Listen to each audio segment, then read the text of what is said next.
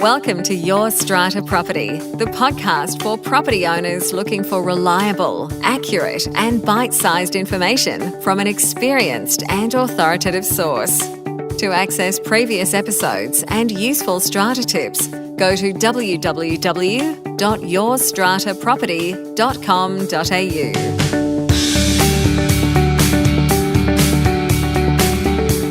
Hello and welcome. I'm Amanda Farmer and I have with me today Rena Van Alst. Hi, Rena. Hi, Amanda. How are you? I'm doing very well. Thank you very much. How has your week in Strata been?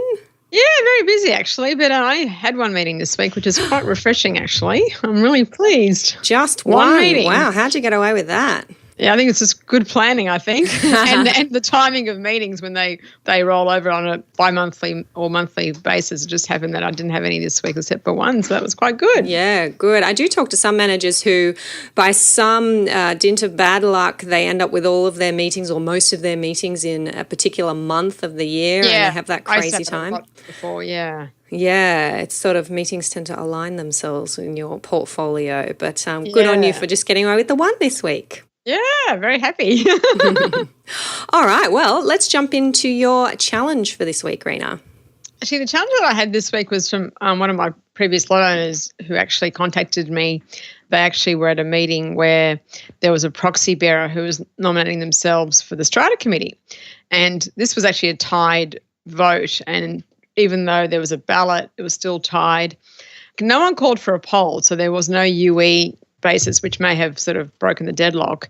But unfortunately, a lot of people don't realise that as a proxy bearer, you don't really have the right to nominate yourself to the Strata Committee unless the person who's giving you the proxy has actually stated that on the proxy form or in an email or some other form. And I think that because of this problem, if the Strata manager at the time had known that she wasn't eligible for election, then there wouldn't have been a deadlock. So, and this woman apparently has been allowed to do this every year, Amanda. And so I think for the owner who didn't think it was right, you know, if the manager's been allowing this to happen every year, and then the next year you say, no, I'm sorry, you can't do this anymore. Yeah. Or you don't give them any notice beforehand. So, yeah, just something for managers and owners to think about. Just make sure that you cross your I's and dot your T's. Get your nomination in writing if that is the intention of the person who's giving you the proxy. Yes, so I'm assuming the proxy holder is not an owner. No. And, of course, only owners can nominate themselves. Yep. If you are a non-owner, you need to be nominated by an owner, and this person did not have a written nomination from an owner. The person, usually you'd find the person appointing the proxy, if they also want to nominate that proxy holder for a position on the committee, you'll get that nomination in writing prior to the meeting. Yes. Yeah, so definitely a common trap for players, for strata managers, for chair people, being across not only the powers of proxy holders, but who can stand for election on the Strata Committee. It's something we keep coming back to, don't we, Rena, on the podcast, those procedures, and always a good idea for listeners to refresh on that.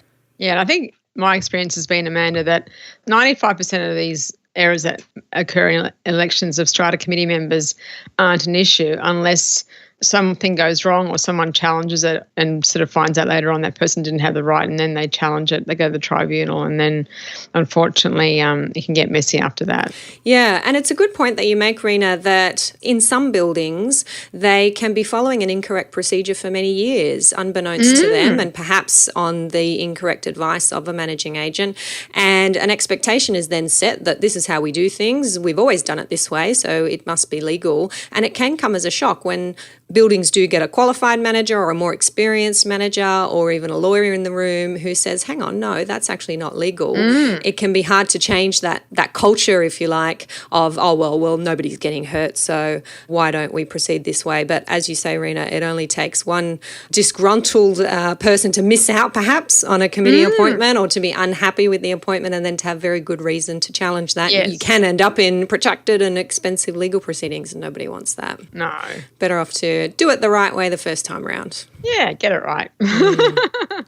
All right, that's a good one. My challenge this week is also relating to meetings, and this was a question posed by a member inside the Your Strata Property online community in our forum there, and it was a great question. It's something, Rena, I know you've been asked. It's something that many managers and lawyers are asked when advising strata buildings. If an owner has not paid their levies, but they turn up to the general meeting with proof of payment. Perhaps they've made an EFT or a DFT payment prior to the meeting, or they've got cash in their hot little hands that they want to hand over in payment of their levies before the meeting starts. Can we accept that payment? And is that person then financial and able to vote? It's a very interesting question, Amanda, because this has happened on so many occasions for strata managers, dealing in so many general meetings. And obviously now the new act, also applies to committee meetings, because you've got to be financial for those. So the advice that I had received many years ago for a large scheme that I used to manage, where this was a contentious issue, was that the money had to be in the bank and cleared. So therefore that even though they may have paid by EFT and they have evidence, cash definitely not. But the thing is, I suppose sometimes you've got to try and use some discretion, and maybe if someone's, for example, owes $1.20 because when they had paid their levy, they had paid it, say, 1 day late, there was some interest, and they actually weren't aware of the interest because the interest won't show up until they get their next levy statement. So sometimes, in my experience, I've always allowed those smaller amounts to be accepted because it was really not that they had realised that they were in arrears for those small amounts. Now, the EFT thing is another interesting one because obviously if someone has paid, yes, it's like someone, and it has gone into the account. Now, it can be returned. I just had the bank write to me, someone had paid their levies and obviously they'd been dishonoured, so there's a dishonour fee. So, yeah, the interesting thing I find is that when you look at the wording of the legislation, it does actually say that the money has to be paid before the meeting. It doesn't say received. It doesn't say received by the owners corporation. It says paid before the meeting. And remember, it's only the amount that's outstanding as at the date of the notice of the meeting. Yeah, not the date of the meeting. Yeah. Correct, yep. So if there has been an amount that's fallen due between the notice going out and the meeting taking place, well, that does not make a person unfinancial if they haven't paid. But it does say paid. And when I was giving some guidance to this member in the forum, I took a pretty conservative approach and said, well, this person is paying it. Whether the check bounces or the EFT doesn't go through and the owners corporation doesn't receive it is not to the point. If we take a strict interpretation of the legislation, it's that it be paid. And this person is turning up to the meeting. They have cash, for example, and this was the specific question I was asked. If that's being paid to someone who has the authority to receive that money, then it's being paid before the meeting, isn't it? And why shouldn't we give that person the right to vote? And if you look at it from a practical perspective, and I think that's what you do, Rena, I think the risk is greater refusing that person the right to vote than it is giving them the right to vote, even if you're doing so and they technically might be unfinancial. When there's such a fine line there, I think we have to err on the side of giving them the vote. Yeah, I think there's a difference between someone turning up with $3,000 cash, which, in a sense, you don't feel comfortable carrying that sort of money with you home, and then, the bank the next day would be okay, but I always worry about having that sort of money on me because, it's what if something happens between, when it gets banked and while it's been in my possession. Yeah. So I think that's something else that, I think we always had previously a company policy where that we wouldn't take those sorts of amounts of cash, but anything that's sort of, smallish or up to a couple $100 was okay. Yeah. But the thing about that you mentioned, Amanda, about whether or not, erring on the side of caution, years ago I actually had, this is when I first started in Strata, it might have been 2001 or 2 actually, that many years ago. And there was a meeting where there was a special resolution. And so this owner turns up and she gave the managing agent at the time, which wasn't me, I was just taken to the meeting just to assist, a check. And then, can't recall now, but I know then the check bounced the next day, but I think her vote had made a difference because it was a special resolution. So I don't think the managing agent at the time who I was working for said anything about the fact that the check had bounced. So no one knew, but I'm not sure, in those circumstances, Amanda, where that person's vote does make a difference to the outcome. Yeah. But then again, what you're saying is correct. It says paid. It doesn't say cleared funds. I wonder if there is a way for owners corporations to stipulate in a binding manner how they will accept payments. So, for example, you may only pay via the DEFT system or EFT. We do not accept cash payments. We do not accept personal checks. We accept bank checks. You mean I'm meeting, you mean? as a matter of a bylaw, I suppose. I suppose you'd need to. Well, I don't think you can stop someone from paying with a personal check. Because I think most of the time checks don't bounce in my manner. It's just in the minority of cases. Yeah, So. and maybe a bylaw to that effect would be harsh, unconscionable or oppressive under our new law here in New South Wales. But I'm just thinking of ways to narrow the room for dispute. Yeah, no, you're right. Because a lot of elderly people in the manor don't know how to use, EFT or internet banking. So many times they don't even send the check to Strata Pay or DEF. They send it to us, and then we end up going to the bank or the post office and banking it on their behalf. So I think sometimes that might alienate a generation that is not comfortable with internet banking. Yep, absolutely. Fair enough. I have made that suggestion like a true, I'll say Gen Y. I think I'm on the cusp of millennial and Gen Y, but I prefer to associate with the Gen Y. What were you going to say? Strata as a Strata manager. As Strata. It's not your age, Amanda. Thanks, Rena. Well, yes, I think the moral to this story is amounts can be paid before the meeting. That's the requirement of the legislation. And if they are, I think managers should be erring on the side of caution, accepting that payment. And if that brings the owner up to date, then allowing them to vote. Yeah, the reason I just mentioned the last comment about you was that I think when you had Sean O'Day on your podcast that he talked about when he was an owner and then when he's a strata manager, the difference of what he realises what managers do compared to when he was a lot owner. So that's why I bring that up. Yeah, for sure. That was a good one. There's so many people enjoyed that episode. Quite a few reached out to me. He was great. Yeah, he was fantastic. I mean, obviously I was one of his managers many years ago, so I was really pleased to hear his podcast. Yeah. All right. Now, your win for this week, Rena. Well, the win that I had this week was that I had a large telecommunications company that we were dealing with was trying to charge $100 to change the name of the person on the account. Because as many managers know, when you ring either Telstra or any of these large companies, Exetel, Optus, they need to know who the authorised person is. And when it's a strata scheme, that's like an entity, they need a person. So the person that had actually been involved in the account was the previous building manager. So when this building manager wanted to make some inquiries about the account, they wouldn't let him. They said, you're not authorised and we need something in writing. So we gave him something in writing to change the person that was allowed to deal with them. And said, we're going to charge you $100. And I said, but because you're a good customer, we'll reduce it down to $25. Thanks. And then he said, well, I'm not going to pay you, $25 just to click a few keys on the keyboard. So I wrote back and just said, well, I don't think that's lawful that you can charge just to change the name on the account. And they said, but we're a reseller. I'm thinking, well, that's not really relevant. So I said, well, we're going to make a complaint to the telecommunications ombudsman. I mean, I really wasn't, but I just said that because I was so annoyed like he was. It wasn't about the $25. It was just about the fact that they wanted to charge just to change a name. So the minute I said that, oh, no, we don't want any complaints, we'll waive the fee. There'd be no fee. Oh, I like it. Nice one.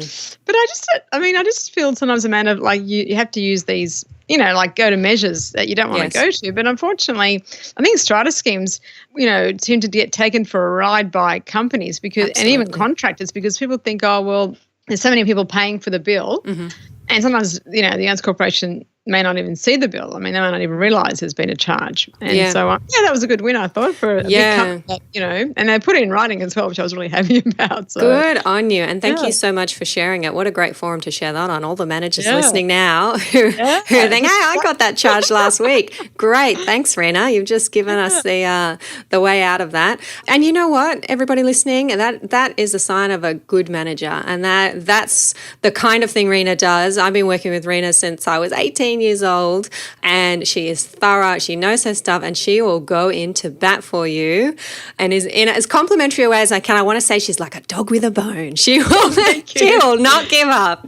Thank you so much, Amanda. And good on you. Thank you very much. I've been referred to as right up a drain pipe, but I'd rather not that. That's the wrong expression. That is the wrong expression. Yeah, exactly. She is persistent, and she is 9 times out of 10 she is successful. So good on you. Thank you. All right, my win for this week comes from some clients that I was assisting a little while ago. They have a beautiful rooftop balcony, I'm going to call it, and they're in Sydney's northern suburbs, and they have a fabulous view of the harbour from this rooftop balcony, and it's accessible via their lot, and they sort of walk out these nice double doors onto the rooftop, and it is lot property, this particular balcony, and it's quite large, and it has some plantings and nice green space, and they set up their chair and table and have a little coffee out there in the mornings. Now, they had recently been told by their owners corporation that they actually couldn't use that space anymore because it did not have a compliant balustrade, and therefore there was a safety issue with them going out onto their balcony, and the owners corporation had restricted them from using their own lot property because of a balustrade issue. Well, they didn't actually, Amanda suggested that they would actually fix it or make it comply. That's the issue, Rena. That's the issue. This particular building seemed to have missed that point. They were very wrapped up in the fact that the rooftop balcony was lot property and the balustrade was non-compliant, and they had this incorrect view that it was the lot owner's responsibility to make the balcony safe. And when these clients came to me in much frustration, I looked at the strata plan and I said, well, the balcony may indeed be lot property, yes it is, but the balustrade itself is common property, and it is the responsibility of the owners corporation under section 106 of our Act in New South Wales to properly repair and maintain that. And where it has been identified as being unsafe, then it is for the owners corporation to fix that. And you shouldn't be restricted from using your property because of the owners corporation's failure to do that work. So I assisted them in drafting a letter to the owners corporation, just explaining that and explaining that the inability to use that part of their property was causing them a reduction in their amenity, a loss of value of the use of their lot, and that the owners corporation needed to get their act together and get this balustrade fixed. And the last I heard, that was underway. So really happy with that result. But kind of straight, this was a building that had a manager. They seemed to, I think perhaps because the layout was unusual, that it was, the balcony itself was, I say rooftop because it was the roof of the lot below. So it sort of extends out, and they'd just forgotten that it was exactly like any other balcony that might be lot property, but the balustrade itself is common property, and they needed to attend to it being fixed regardless what that's going to cost. Unfortunately, if they didn't have the money, they needed to raise it. How did all this arise? I mean, was there like a work health and safety report being undertaken, or what was the catalyst for this? I mean, I'm sure that balustrade had been there for some time. I think there was some work being done around the building, and there had been some contractors around and looking at things like waterproofing and that kind of stuff, and it had been pointed out that this was a particularly unsafe place. And my clients had felt quite comfortable on the balcony, it being quite a large area, and they'd sort of do their gardening there and, as I said, have their coffee, and hadn't really thought about it. So when it was pointed out by this contractor, then the owners corporation sort of jumped on that and said, oh, no, unsafe, we need to block that off, you won't be able to go outside onto that area, but had made no steps and no signs of wanting to fix it.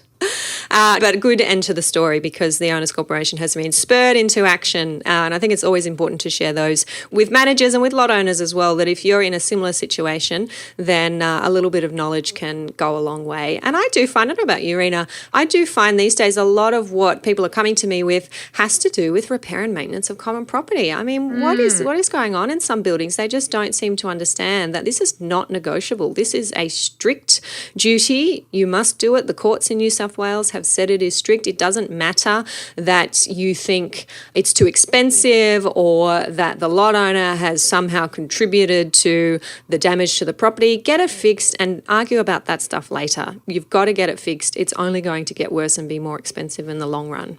Yeah, I think you hit the nail on the head, Amanda, when you said that sometimes it's too expensive. So I think with repair and maintenance of common property and upgrade and replacement where necessary, that unfortunately sometimes in some buildings that's been left to such a state that there's so much to do really, and it's just trying to work out some sort of priority, and also making sure that the funds are available to meet those commitments. And again, this is where the whole capital works fund forecast comes in, previously sinking fund plan. So if people actually look at those things, and most people don't, then you'd realise that you should be raising more money each year to try and make sure that when these things do need to be fixed and replaced, that the money is sitting there, not having to use special levies. Yeah, absolutely. And building wants to be before the tribunal with a very long, very expensive scope of work being put to them and having an order from the tribunal to do all of that all at once. Yeah. That is an overwhelming task.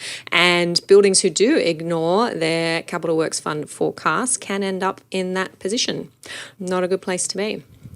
All right. Well, I think that is it from me this week, Rena. Anything else from you? No, all good, Amanda. All good. Well, lovely to chat with you as always, and I shall catch you next time. Bye, Amanda. Bye. Thank you for listening to Your Strata Property, the podcast which consistently delivers to property owners reliable and accurate information about their strata property. You can access all the information below this episode via the show notes at www.yourstrataproperty.com.au. You can also ask questions in the comments section, which Amanda will answer in her upcoming episodes. How can Amanda help you today?